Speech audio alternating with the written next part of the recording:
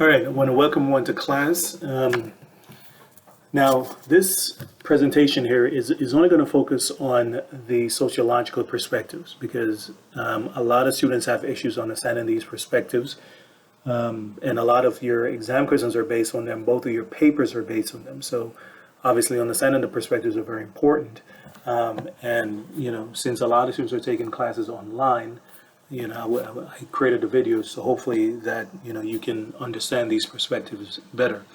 And as always, if you have any questions, you can always email me. And again, please use the email on the top of the syllabus to email me. So let's get into it. And by the way, we're going to be covering what are defined as contemporary theories. Now, these contemporary theories there are basically four of them in Introduction to Sociology. There's a lot more if you go on in sociology, but only four of them for purposes of this class: Functionalist, Conflict, Symbolic, Interactionist, and Feminist. And so you can think about these theories as tools that you can use to understand our society, understand who we are as individuals and who other people are and how they behave and why they behave the way they do. So let's get into the first one, which is the Functionalist Perspective. Now, functionalism or structural functionalism is based on the assumption that society is composed of a variety of different parts and a variety of different institutions.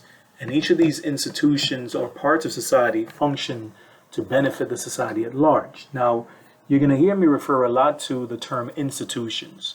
And sociologists tend to refer to institutions a lot. Institutions include family, and these are the main institutions that exist in most societies: families, education, government, religion, and the economy. And these institutions work together to benefit society at large. So, for example, if we were talking about the educational institutions, we know that the function of the educational system is to provide people with education, is to train people so that they can become productive members of society. The function of the family, for example, is to provide us with socialization, provide us with love, with caring, so that we ourselves can become better members or productive members of society. So these institutions are very important for the operation of the society at large. And so from a functionalist perspective, they argue that every society is comprised or made up of many, many different institutions. And each of these institutions provide a function. They have a purpose. And once these institutions are doing their job, it benefits society. If these institutions are not doing their job, then society is negatively affected, right? And you can think about the functionalist perspective as a macro level perspective, meaning that it focuses on society at large and how society, develops and has all of these parts and functions. Now, one of the ways to think about functionalism is to think about the idea of our car, since most of us, have cars, right? Now, you can think about it as how each car that we have, or our car essentially, has many, many different parts, and each of the parts of these cars that we own provide and serve a function, provide and serve a purpose. So, for example, the braking system on a car, the function of the braking system is to stop the car from moving, right? If you're on the highway and there's a red light, or you see somebody in front of you and you need to brake, you are supposed to hit the brake and it's supposed to stop. Now, what the functionalist says is that if there's a part of society that's not doing its job, then it could potentially negatively affect the entire society.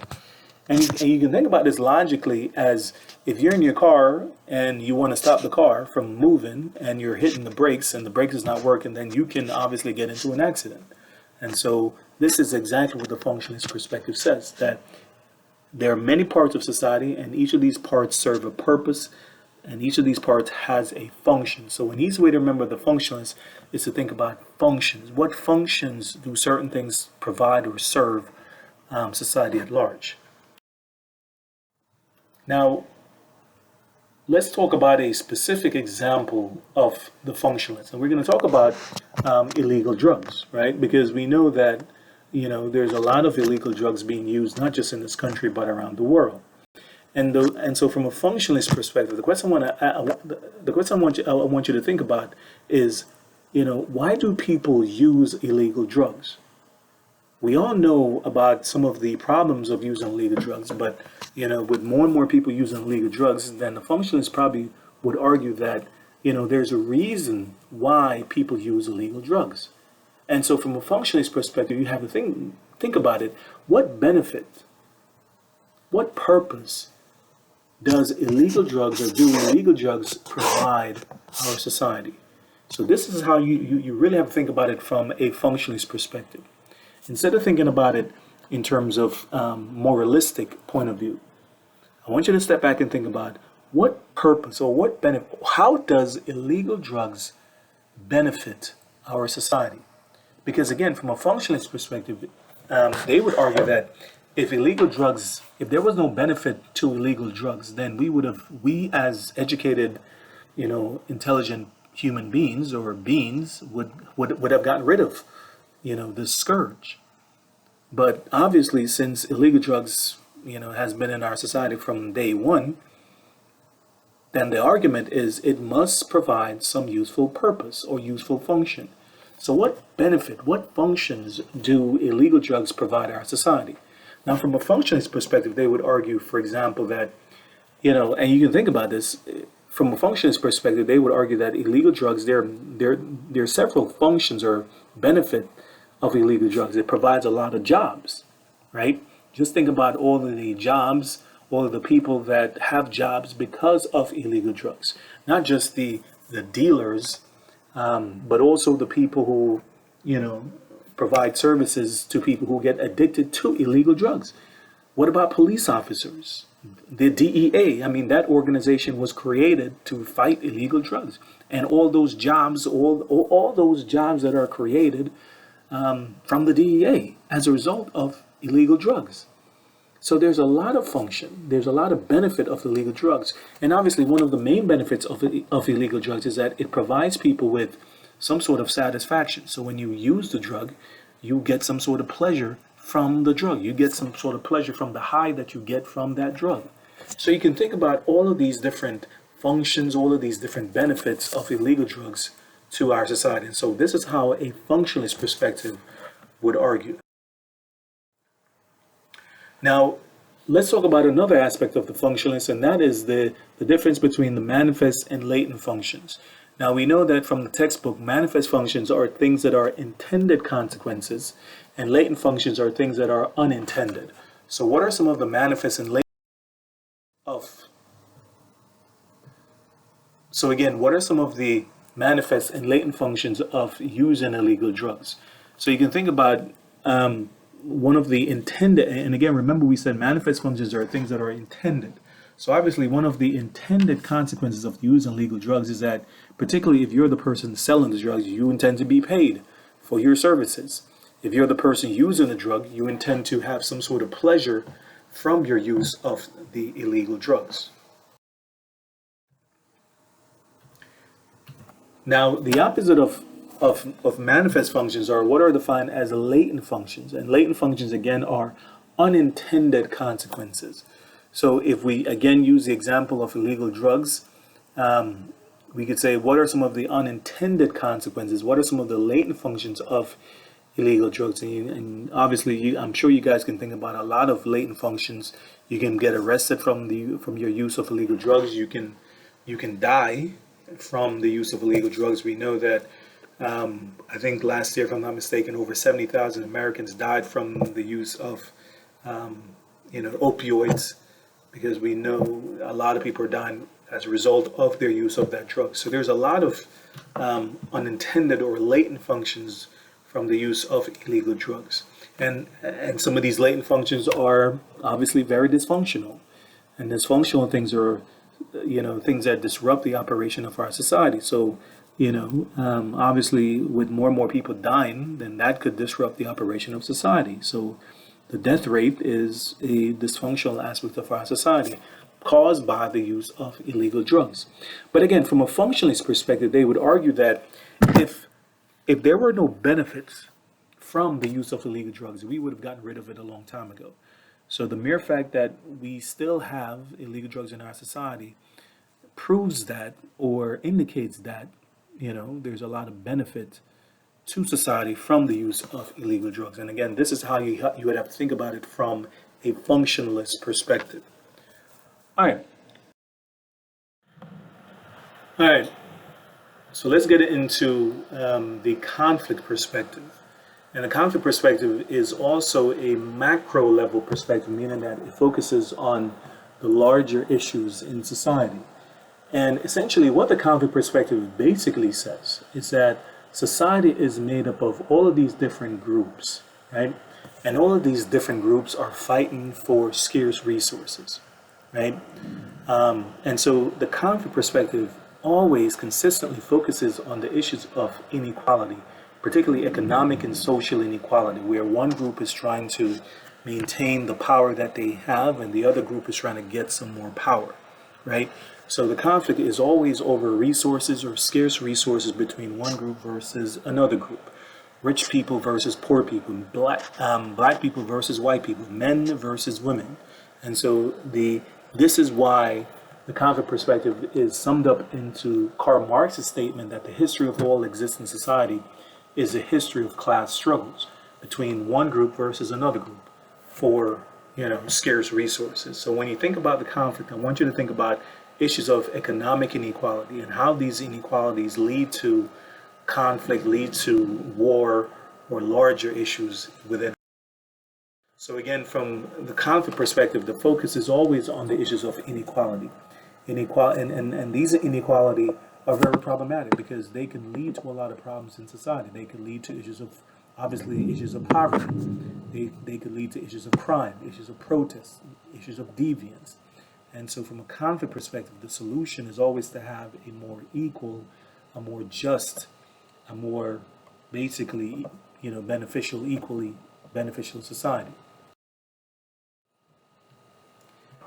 Now, so if you use the conflict perspective, and let's get back to our issue of illegal drugs, right? And if you use the example of illegal drugs and you ask a conflict theorist, why would somebody use illegal drugs from a conflict perspective? They would clearly point to issues of poverty and how poverty sometimes could lead people into a life of drugs.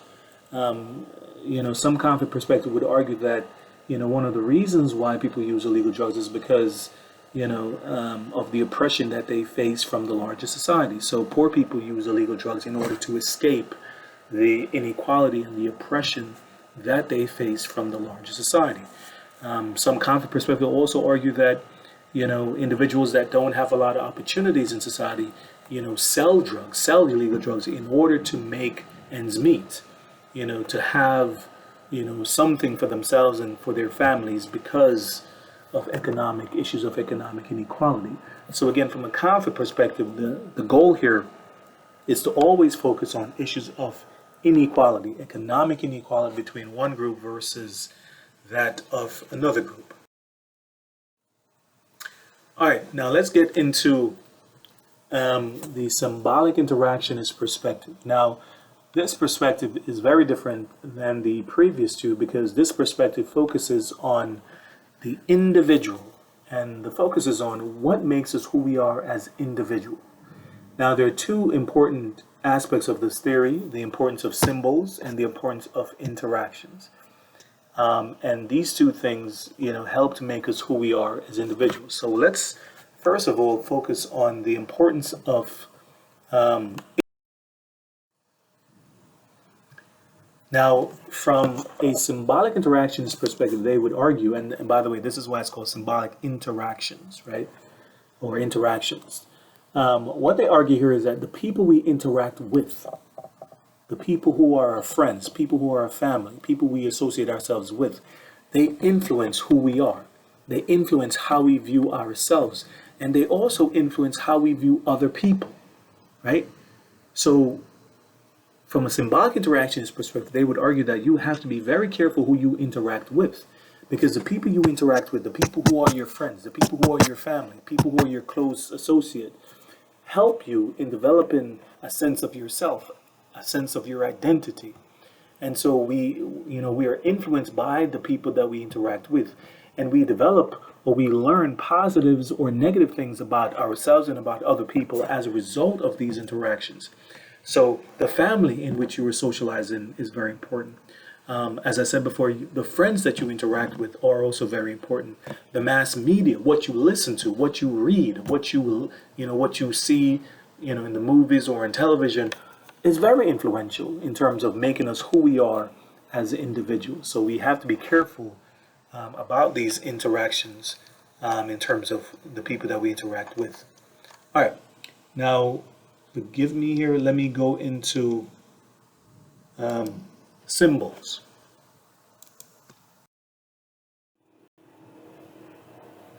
All right. Now, the other part of the symbolic interactionist perspective is the importance of symbols. And what this means here is that the symbolic interactionist theories argue that, we as individuals, we use a variety of different symbols to define ourselves, to separate ourselves from other people. So money is one of the most important symbols that we have in this country. This is why we are a capitalist society. And people use money for a variety of different things. A variety of different, they use money as a way to define who they are.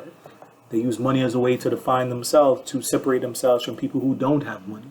So money itself is an important symbol in who we are as individuals.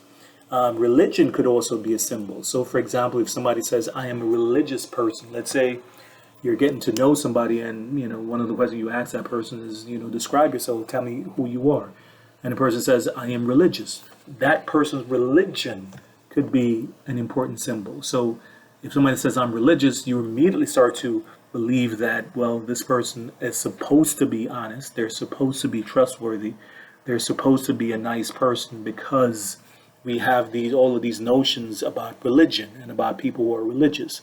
The clothes we wear, the cars we drive, the homes we live in, where we live, all of these things are symbols in terms of defining who we are as individuals. All right, now let's talk about how we can use the symbolic interactionist perspective to understand individual behavior.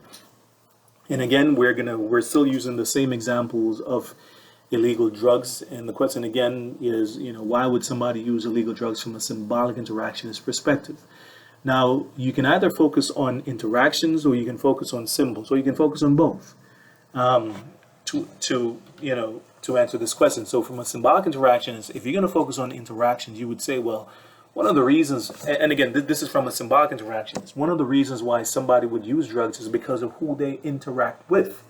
Remember we said here that the people we interact with are very influential in terms of our behavior. So from a symbolic interactionist, they would argue that if we interact with people who are drug users or are accustomed to using drugs, by that association, by that interactions, we're going to more than likely start to develop that behavior. And we ourselves are going to, probably start to use drugs because, we like to fit in. People, we all want to fit in somewhere, right? And what's interesting, it's actually true. In one of my classes, one of the questions that I asked my student is, why, did you start using illegal drugs? Because, in my social problems class, we talk about, issues of drug use. And most people, the reason why they start to use drugs is because they had friends who were using drugs and they influenced them, or they encouraged them to use drugs, or they had a family member who used drugs and they were influenced by that. And so this is, the importance of, the interactions that we have. So you have to be careful in terms of who you interact with. All right, now the last theory that we're going to focus on here is that of the feminist perspective. And from a feminist perspective, the focus is always on issues of gender. Why are men treated differently than women? Why are women treated differently than men? Why are women raised differently? How do these different socialization of men and women, how do they affect how we view ourselves, how a woman views herself or how a man views himself? And so from a feminist perspective, they would argue that essentially we live in a society where men and women are not given the same opportunities. Men and women are treated very differently. We know, for example, when we get into, I think it's chapter 11, when we talk about gender issues, you're going to see here that women, for the most part, are paid less than men for doing the exact same job, right?